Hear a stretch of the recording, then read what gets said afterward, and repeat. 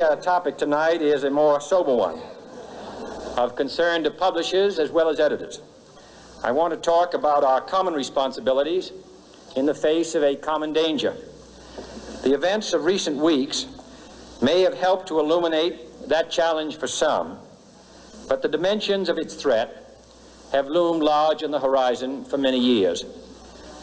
Whatever our hopes may be for the future, for reducing this threat or living with it, there is no escaping either the gravity or the totality of its challenge to our survival and to our security.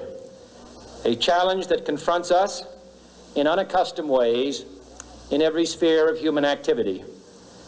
This deadly challenge imposes upon our society two requirements of direct concern, both to the press and to the President. Two requirements that may seem almost contradictory in tone, but which must be reconciled and fulfilled if we are to meet this national peril. I refer first to the need for far greater public information, and second, to the need for far greater official secrecy. The very word secrecy is repugnant in a free and open society, and we are, as a people, inherently and historically opposed to secret societies, to secret oaths, and to secret proceedings. We decided long ago that the dangers of excessive and unwarranted concealment of pertinent facts far outweighed the dangers which are cited to justify it. Even today, there is little value in opposing the threat of a closed society by imitating its arbitrary restrictions. Even today, there is little value in ensuring the survival of our nation if our traditions do not survive with it. And there is very grave danger that an announced need for increased security will be seized upon by those anxious to expand its meaning to the very limits of official censorship and concealment. That I do not intend to permit to the extent that it's in my control. And no official of my administration, whether his rank is high or low, civilian or military, should interpret my words here tonight as an excuse to censor the news, to stifle dissent, to cover up our mistakes, or to withhold from the press and the public the facts they deserve to know. But I do ask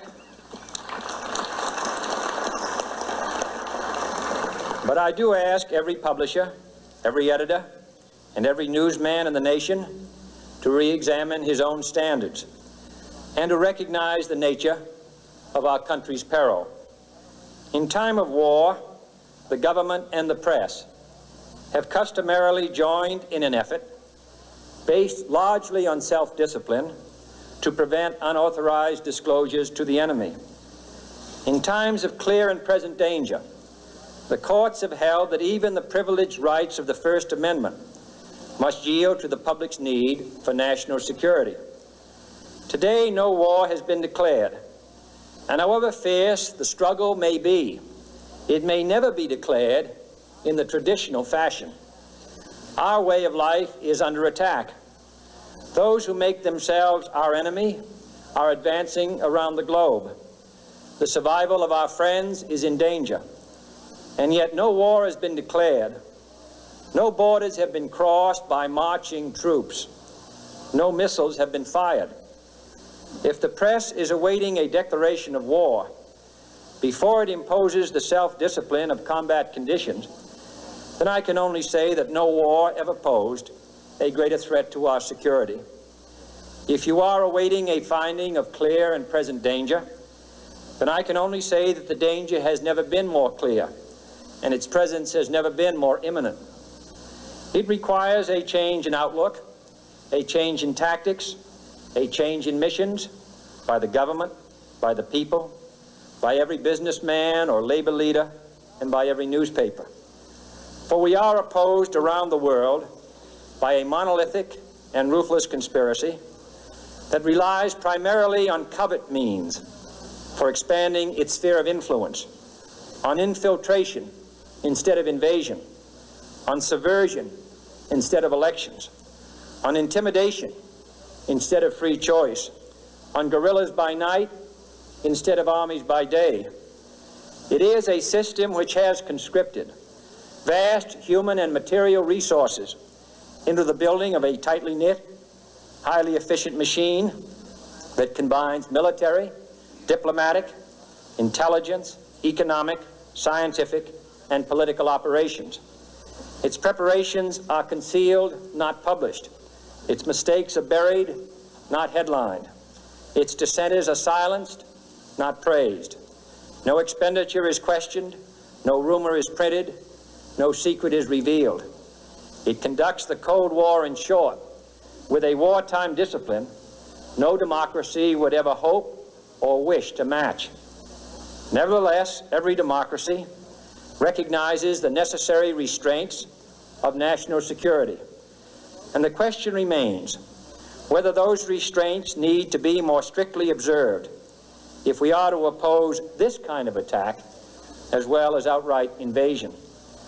For the facts of the matter are that this nation's foes have openly boasted of acquiring through our newspapers information they would otherwise hire agents to acquire through theft, bribery, or espionage. That details of this nation's covert preparations to counter the enemy's covert operations have been available to every newspaper reader, friend and foe alike. That the size, the strength, the location, and the nature of our forces and weapons, and our plans and strategy for their use, have all been pinpointed in the press and other news media to a degree sufficient to satisfy any foreign power, and that in at least one case, the publication of details concerning a secret mechanism whereby satellites were followed required its alteration at the expense of considerable time and money. The newspapers which printed these stories were loyal, patriotic, responsible, and well-meaning. Had we been engaged in open warfare, they undoubtedly would not have published such items. But in the absence of open warfare, they recognized only the tests of journalism and not the tests of national security. And my question tonight is whether additional tests should not now be adopted.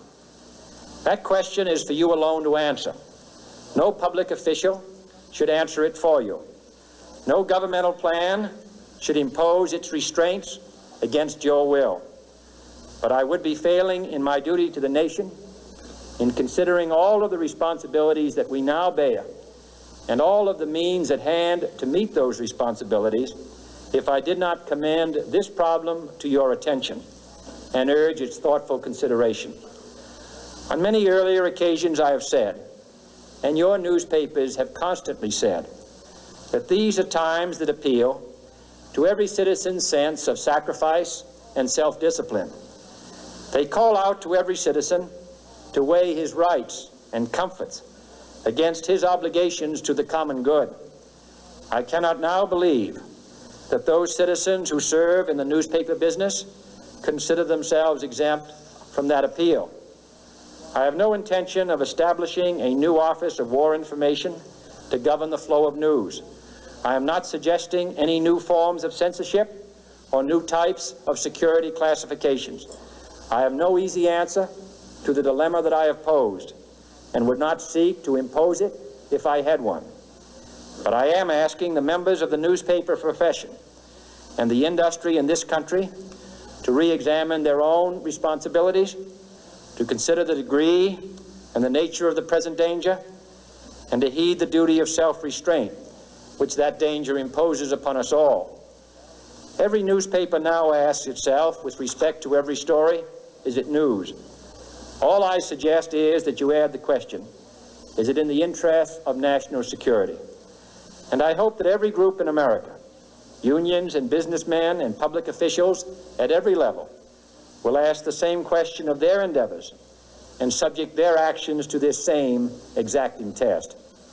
And should the press of America consider and recommend the voluntary assumption of specific new steps or machinery, I can assure you that we will cooperate wholeheartedly with those recommendations. Perhaps there will be no recommendations. Perhaps there is no answer to the dilemma faced by a free and open society in a cold and secret war. In times of peace, any discussion of this subject and any action that results are both painful and without precedent. But this is a time of peace and peril which knows no precedent in history. It is the unprecedented nature of this challenge that also gives rise to your second obligation, an obligation which I share, and that is our obligation to inform and alert the American people, to make certain that they possess all the facts that they need and understand them as well, the perils, the prospects, the purposes of our program, and the choices that we face. No president should fear public scrutiny of his program, for from that scrutiny comes understanding, and from that understanding comes support or opposition, and both are necessary. I am not asking your newspapers to support an administration, but I am asking your help in the tremendous task of informing and alerting the American people. For I have complete confidence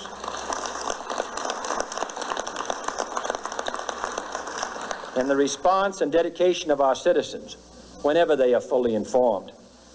I not only could not stifle controversy among your readers, I welcome it. This administration intends to be candid about its errors. For as a wise man once said, an error doesn't become a mistake until you refuse to correct it. We intend to accept full responsibility for our errors, and we expect you to point them out when we miss them. Without debate, without criticism, no administration and no country can succeed, and no republic can survive. That is why the Athenian lawmaker Solon decreed it a crime for any citizen to shrink from controversy. And that is why our press was protected by the First Amendment, the only business in America specifically protected by the Constitution, not primarily to amuse and entertain, not to emphasize the trivial and the sentimental, not to simply give the public what it wants, but to inform, to arouse, to reflect, to state our dangers and our opportunities, to indicate our crises and our choices, to lead, mold, educate, and sometimes even anger public opinion. This means greater coverage and analysis of international news, for it is no longer far away and foreign, but close at hand and local. It means greater attention to improved understanding of the news, as well as improved transmission. And it means, finally, that government at all levels must meet its obligation to provide you with the fullest possible information outside the narrowest limits of national security, and we intend to do it. It was early in the 17th century that Francis Bacon remarked on three recent inventions already transforming the world: the compass, gunpowder, and the printing press.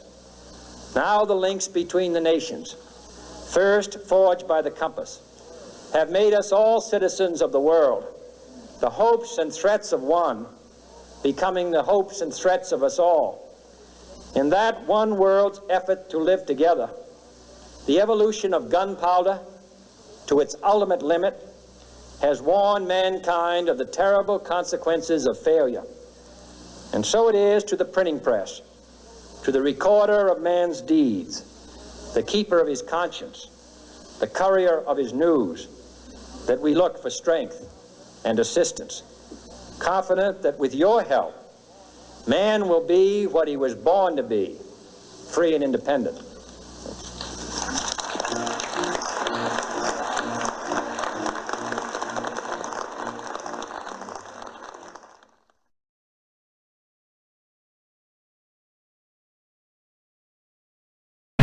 If you don't have a purpose, it isn't that your life becomes neutral in a meaningless sense. It's that your life becomes characterized by unbearable suffering. Because the baseline condition of life is something like unbearable suffering.